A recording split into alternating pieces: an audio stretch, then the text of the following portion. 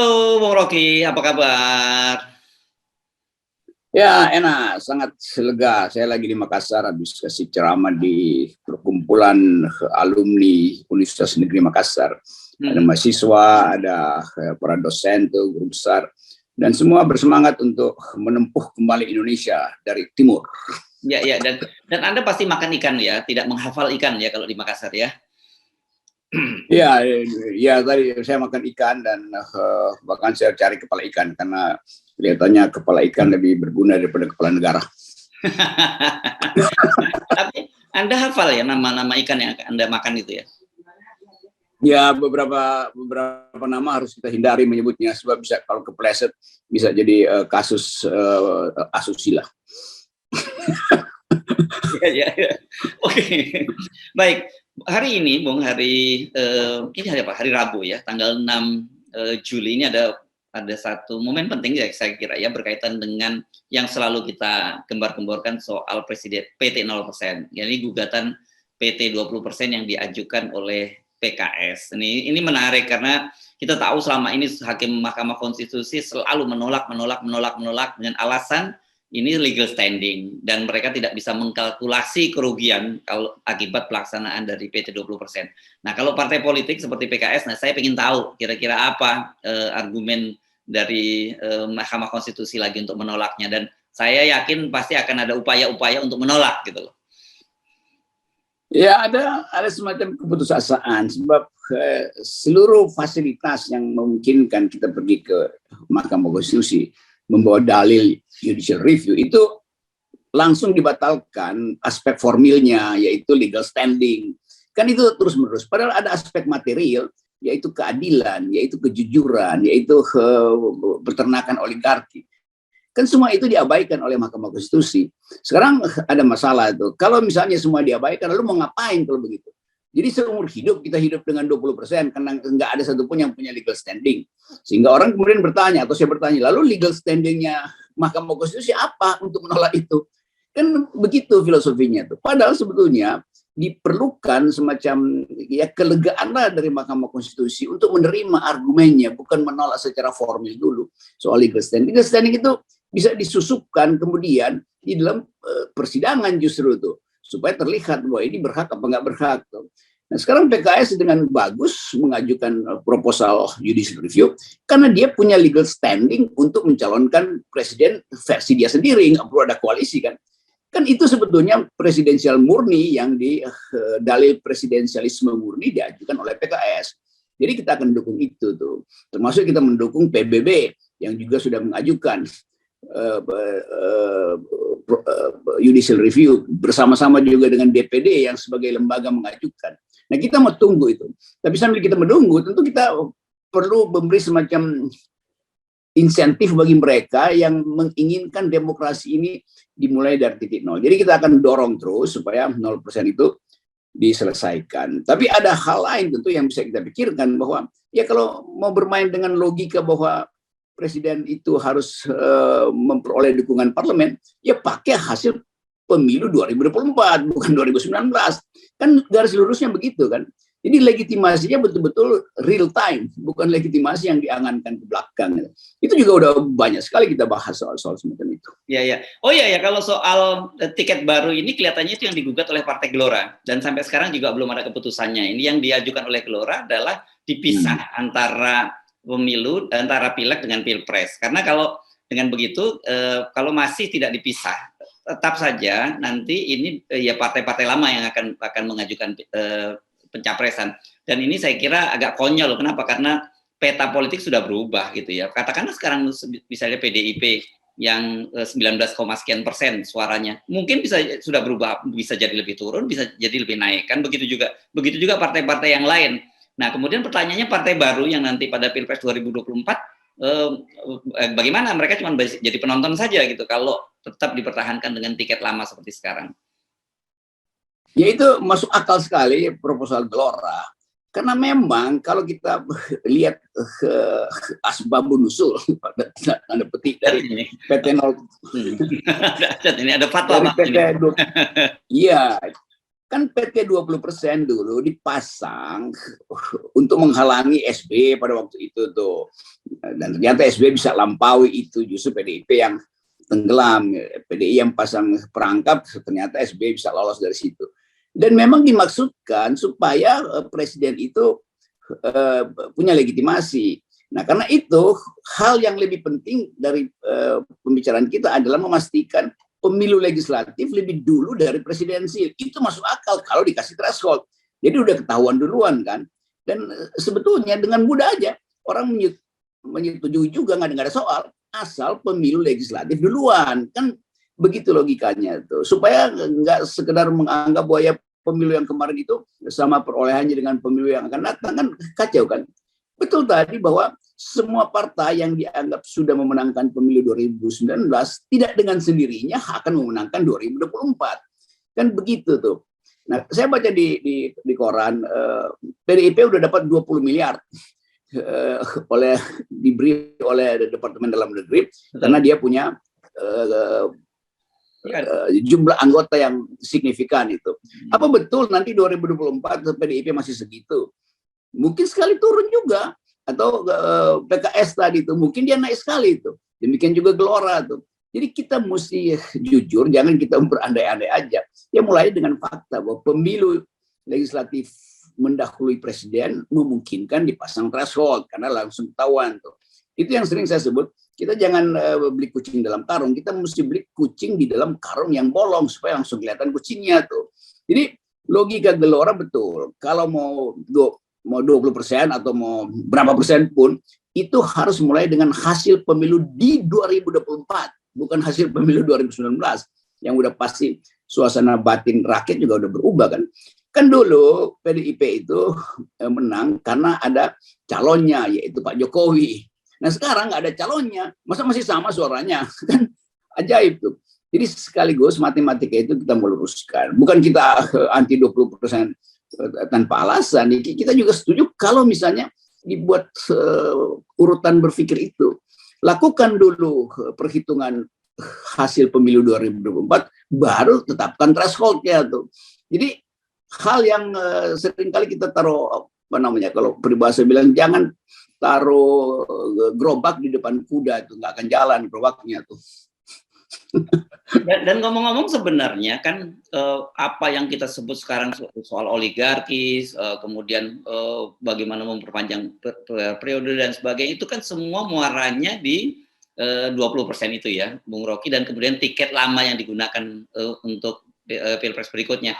Dan saya kira sekarang sebenarnya dilemanya juga di tangan dihadapi oleh Pak Jokowi. Karena kelihatan sekali, kenapa kita sering sebut Pak Jokowi sebagai lemdak itu, karena Pak Jokowi sekarang setelah di akhir masa jabatannya nggak punya positioning apapun, karena tiket-tiket itu semua dikuasai oleh partai-partai politik kan.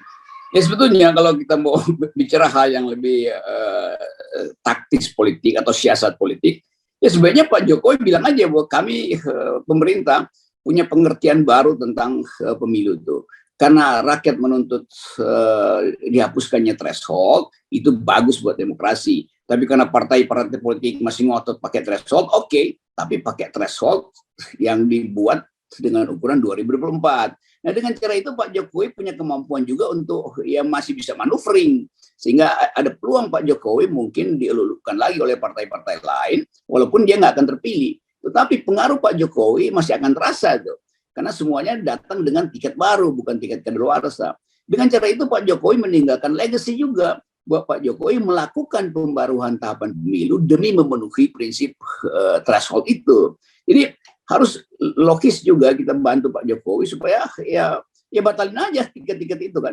Kalau susah lewat Mahkamah Konstitusi, bikin aja perpu, itu apa susahnya itu. Kan itu cuma Undang-Undang Nomor 7 2017, bikin aja perpu bahwa undang-undang itu dibatalkan, nanti menunggu perubahan undang-undang baru, tetapi rakyat langsung tahu bahwa Pak Jokowi mengerti tuntutan rakyat. Nah itu yang lebih penting sebetulnya, rakyat ingin tahu Pak Jokowi ini pro rakyat atau pro oligarki.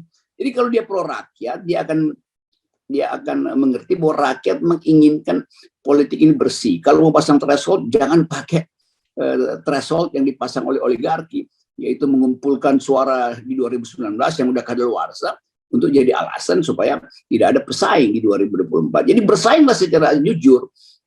Itu pentingnya, karena itu penundaan, bukan penundaan, pemisahan pemilihan umum itu ya masuk akal juga sebetulnya. Jadi betul proposalnya Gelora itu baik sebagai pikiran akademis. Ya, ya. Jadi sebenarnya ada dua hal ya sekarang ini yang saya kira mesti kita cermati itu tadi itu ya di Mahkamah Konstitusi.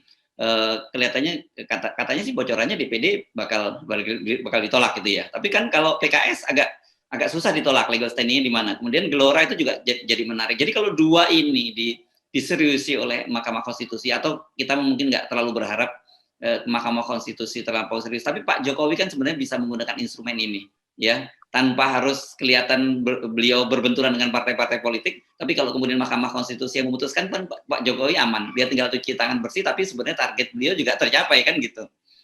Kalau saya lebih jauh lagi, Pak Jokowi udahlah cabut aja itu, kan Pak Jokowi udah dianiaya oleh PDIP, ya sekaligus saja lakukan semacam, bukan balas dendam, tapi semacam teguran konstitusional, kira-kira begitu, atau siasat konstitusional. Nanti orang akan lihat, wah Pak Jokowi cerdas ya, cerdas dan cerdik itu, membatalkan tiket PDIP, dan itu artinya mengembalikan tiket pada rakyat, bukan menggusur PDIP, ini membatalkan tiket aja kan, gampang. Dan memang tiket itu mesti batal karena udah kadaluarsa. Kan malu juga PDIP memakai tiket kadaluarsa untuk masuk ke bioskop itu, ke nonton film, kan dianggap wah ini kok nyelonong ini. Jadi begitulah, pemilu itu kan semacam tontonan politik. Pakai tiket yang baru dibeli dong, bukan tiket kemarin dianggap tiket terusan. Itu nggak bisa dong, tiket terusan itu batal setelah kadaluarsa. Dan sebenarnya ini sebenarnya momentum, bukan kalau tadi Anda menyatakan Pak Jokowi akan mengerti apa yang menjadi tuntutan rakyat. Tapi sebenarnya bagi Pak Jokowi sendiri, gitu, yang jujur saja kita paham lah. Pak Jokowi ingin punya penerus. Kalau tahu Pak Jokowi tertutup opsi untuk 3 periode, pengen ada penerusnya yang bisa mengamankan kepentingan politiknya. Sah itu ya, sebagai sebuah keinginan kepentingan politis, sah saja. Ini sebenarnya momentum yang bagus buat Pak Jokowi untuk melakukan itu. Gitu. Betul, Pak Jokowi tetap ingin nama dia itu berlanjut di dalam periode berikutnya. Bukan dianya yang berlanjut, tapi nama dia. Karena kan dianggap bahwa Pak Jokowi ternyata mempersiapkan kader. Nah, kader itu mesti dimungkinkan ikut di dalam kompetisi. Kalau 20% Pak Jokowi, kader siapapun akan dihalangi itu.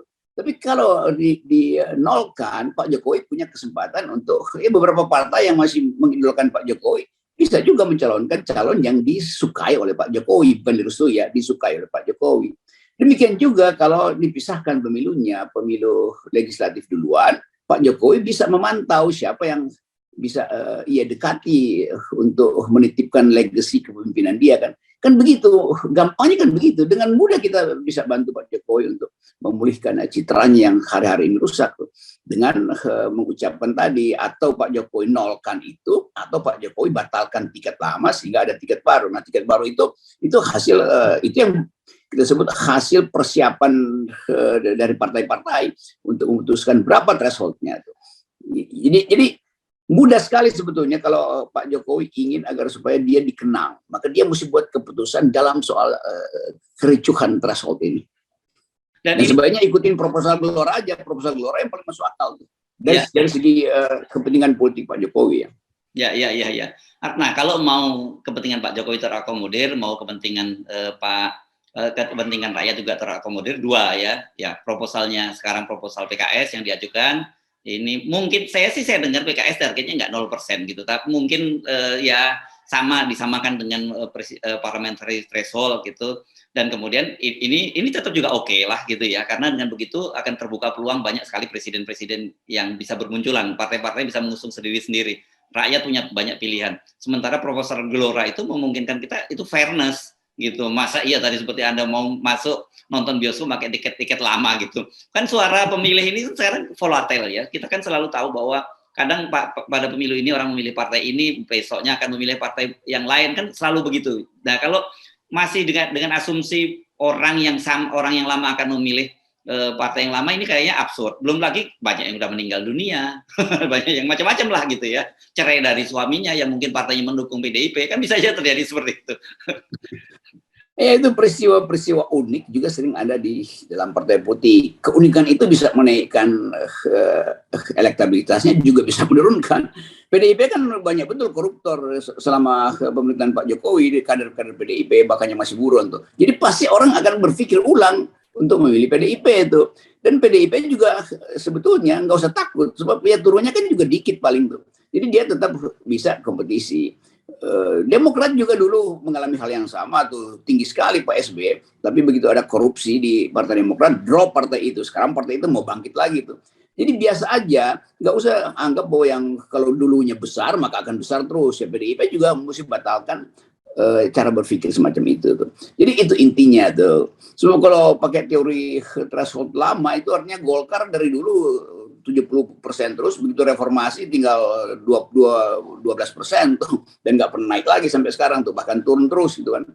Nah, Golkar berupaya untuk memulihkan itu agar supaya citranya itu jadi bagus. Tapi kalau mereka tetap ngotot dengan 20% tiket lama, itu rakyat anggap ini ngapain kita pilih mereka tuh, kan udah kadaluarsa semua tuh. Jadi sekali lagi ada dua proposal itu. Proposal tentu secara normatif kita inginkan 0% tuh. Tapi memang kita juga tahu ada pragmatisme politik. Yang penting ada perubahan cara melihat threshold. Itu intinya kan. Mau ada negosiasi baru, oke, nggak ada soal. Tapi jangan Mahkamah Konstitusi ngotot terus bahwa legal standing kan itu absurd alasannya. Sekarang ini menarik kalau soal PKS yang maju ini, legal standing apalagi yang akan dipersoalkan, atau tetap saja bisa mencari celah. Feeling Anda seperti apa sih kira-kira kalau pengajuan dari gugatan dari PKS ini? Jadi PKS betul-betul ingin menguji apakah dia partai peserta pemilu atau bukan. Okay. Kalau dia partai peserta pemilu, maka dia dengan sendirinya bisa ajukan sendiri kan. Walaupun di belakang hari misalnya dia lakukan nego, tapi dia udah datang dengan call moral yang tinggi. Kami percaya diri bahwa di 2024 suara kami akan naik, karena itu kami akan mencalonkan presiden kami. Kan mesti begitu. Jadi harga diri PKS itu betul-betul diwujudkan dengan kesetiaan pada konstitusi, karena itu berani maju ke Mahkamah Konstitusi. Demikian juga DPD itu, Pak Lanyala sangat percaya diri bahwa rakyat Indonesia menghendaki presidensial threshold itu 0, karena itu bertentangan dengan konstitusi. Dan Pak Lanyala tentu berpikir ya kalau Jokowi mau hebat ya tinggalin legacy dong. Kalau sekedar main-main beginian, nah mending DPD yang langsung bertanding dengan kekuasaan tuh. Dan itu sebetulnya. Jadi kita lihat ada dua keberanian dari pihak DPD diwakili Pak Lanyala dan dari pihak PKS yang betul-betul ingin agar supaya demokrasi itu diuji secara radikal. Kan itu intinya. Nah, Gelora datang dengan proposal yang masuk akal juga, bahwa kalau mau ada threshold maka dipisahkan, jangan disamain, kan nggak masuk akal. Dipilih sama-sama kok pakai threshold, kan ngaco logikanya kan. Ini semua soal kejernihan berpikir aja tuh. Dan partai-partai ini ya kalau saya usul ya Gelora gabung sama PKS, gabung sama DPD aja tuh, dan kita usung presiden dari tiga partai itu. Oke, nah, jadi saya kira berakal sehat. Ya. Saya kira kan gini logiknya mungkin kalau mau lebih fairness gitu, kata tiket lamanya dibatalkan dan pun oke lah kalau kemudian masih ada batasan PT presidensial threshold ya tidak 20% gitu, karena ini kan sebenarnya biang keroknya dan sehingga membuat para oligarki itu bisa bermain-main dengan angka-angka itu kan. Itu maksud saya, kita dorong Mahkamah Konstitusi supaya kasih peluang orang bikin dalil di dalam sidang tuh.